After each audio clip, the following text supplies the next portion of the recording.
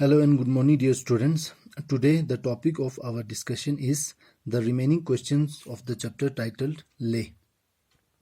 In the first part, we did questions up to question number 5. In the remaining part, we are going to finish the leftover questions of the chapter. So, we are going to start with question number 6.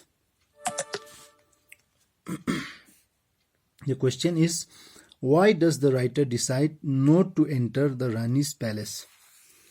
On reaching the Queen's palace in Stock, the writer does not want to go in. He doesn't feel like going inside, as he thinks that instead of going into those small rooms, it is better to utilize the day before him by going to walk in the mountains and to enjoy the summer streams in the valley. तो हमारे writer को लगता है कि इतना दूर ले से आने के बाद मतलब स्टॉक के वो जो पैलेस हैं जहाँ रानी रहती है उसके छोटे छोटे कमरों में जाने के बजाय ये अच्छा होगा कि लद्दाख के पहाड़ों में जाए, लद्दाख की वादियों को देखे, लद्दाख के नदी नालों को देखें, लद्दाख के सीनिक ब्यूटी या नेचुरल ब्यूटी को जाके देखे. वो अच्छा होगा हमारे राइटर के लिए instead of going into those small rooms. So, इसके बाद question number 7. The writer talks about something that moves him the most. What is it? Why is he moved by it? It is not the breathtaking variety of rocks that their dazzling forms or the shifting lights of the valley that move the writer the most. What the writer is moved by are the signs everywhere in the wilderness of human companionship. As compared to the vast regions of Antarctica or the never-ending dunes of the Sahara Desert, Ladakh has ample evidence of human presence and companionship, which is what the writer is moved by. It is not the breathtaking variety of rocks, जो लद्दाख की जो अलग अलग तरह की बिल्कुल हमें हैरान कर देने वाली पहाड़ों की जो वैरायटी है, कस्में हैं, देयर डेजलिंग फॉर्म्स और देयर शिफ्टिंग और the shifting lights off the valley that move the writer the most, या उन पहाड़ों के उन पत्थरों के अलग अलग फॉर्म्स हैं, या जो हमारे वैली में हमारे जो वादियों में जो दिन के टाइम में अलग अलग लाइट शिफ्ट होने की वजह से जो उनको अलग अलग मंजर, अलग अलग नज़ारा हमें देखने को मिलता है, वो हमारे राइटर को मूव नहीं करती हैं. What the writer is moved by, जो हमारा राइटर मुतासिर होता है, मूव होता है, by are the signs everywhere in the wilderness of human companionship.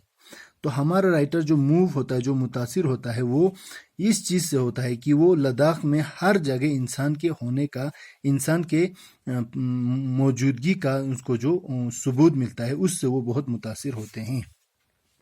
As compared to the vast regions of Antarctica or the never-ending dunes of Sahara Desert, हमारा जो Antarctica है या जो सहारा के जो डेजर्ट है, रेगिस्तान है, उनके कंपैरिजन में Ladakh has ample evidence of human presence.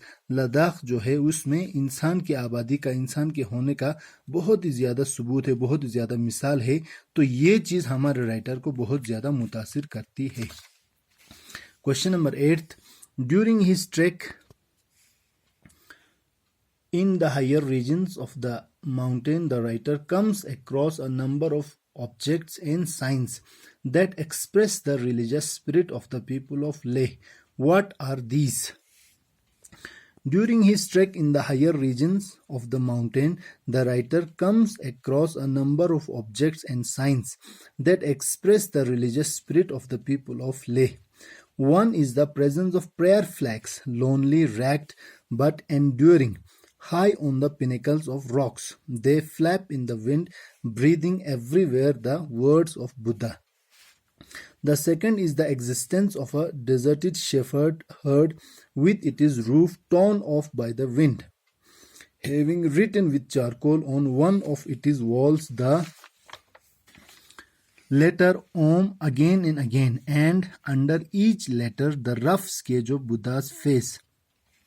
The writer along the way everywhere in Leh, whether the plains or the high passes in the mountains, find mantra stones with the letter Om Mani Padme Hum carved on them, breathing their sacred words silently between rocks or in a bed of flower-sprinkled moss.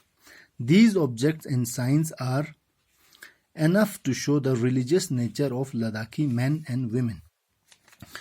तो ये question हमें ये पूछते हैं कि लद्दाख में जो हमारे राइटर माउंटेन में चलते हैं, माउंटेन में जब वो विजिट करते हैं, पहाड़ों में जाते हैं, तो वो बहुत सारे ऑब्जेक्ट्स और साइंस देखते हैं जिससे हमारे लद्दाखी लोगों के रिलीजियस स्पिरिट का पता चलता है। मजहबी हमें जितना शौक है, जो हमारा मजहबी नेचर है, उसके बारे में पता चलता है। तो वो कौन कौन सी चीज़ें हैं जो उन्होंने देखी। During his trek in the higher regions of the mountain, the writer comes across a number of objects and signs that express the religious spirit of the people of Leh.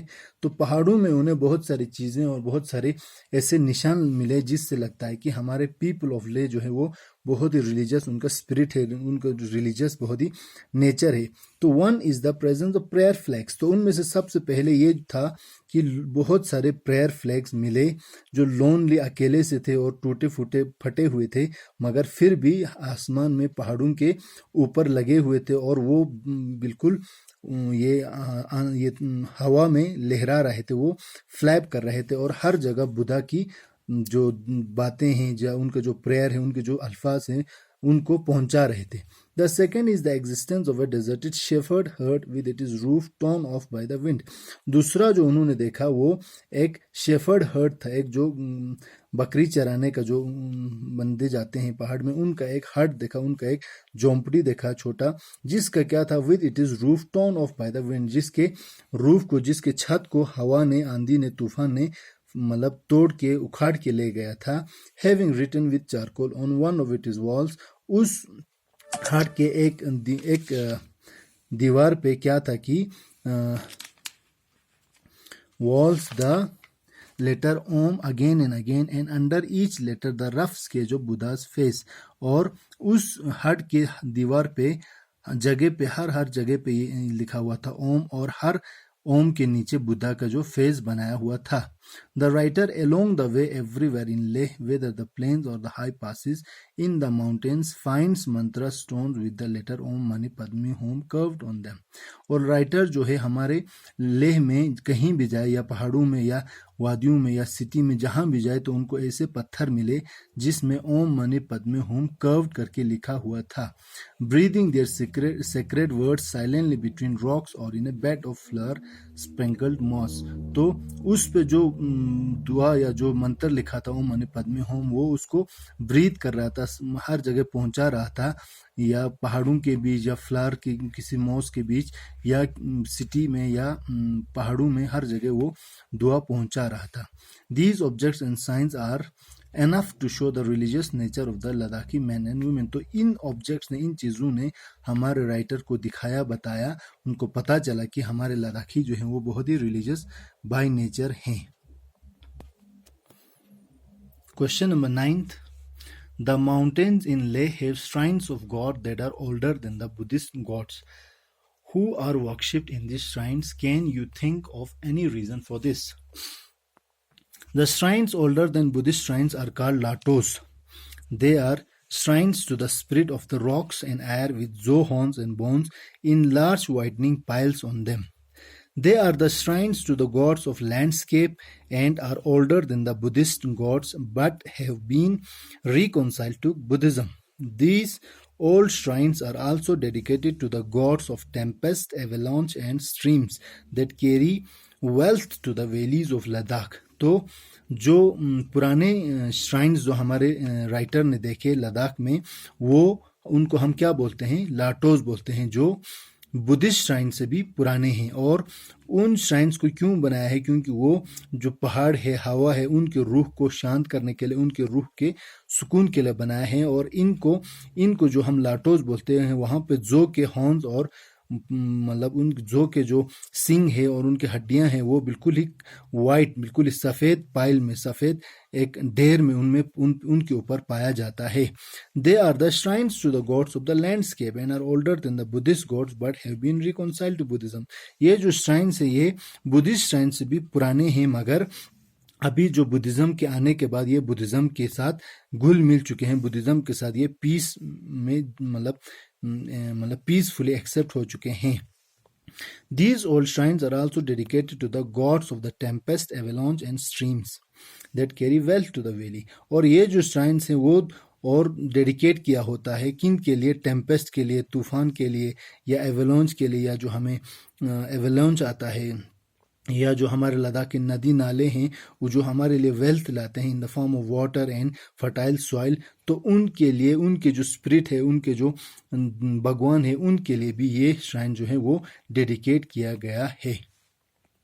Last question, question number 10th is, why does the writer feel that Leh is different from Antarctica and Sahara? तो हमारे writer को क्यों लगता है कि लेह जो है वो अंटार्कटिका और सहारा से completely different है?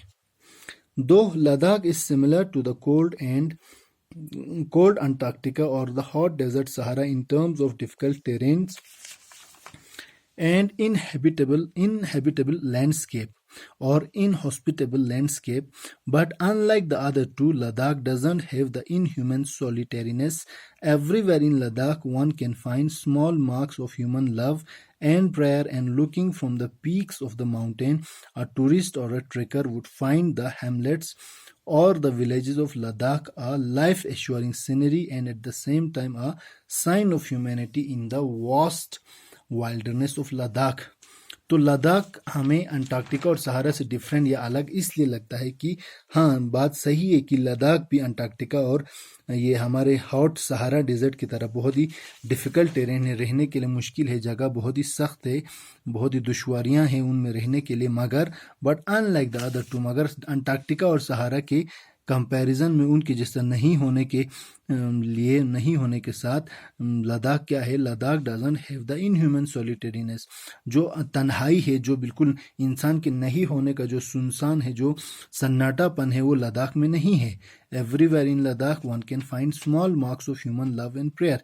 लद्दाख में हर जगह इंसान को या किसी को भी इंसान के प्यार मोहब्बत का, इंसान की दुआओं का, इंसान के होने का ये मिलता है, सबूत मिलता है. And looking from the peaks of a mountain a tourist और a trekker would find the hamlets और the valleys of Ladakh a life assuring scenery.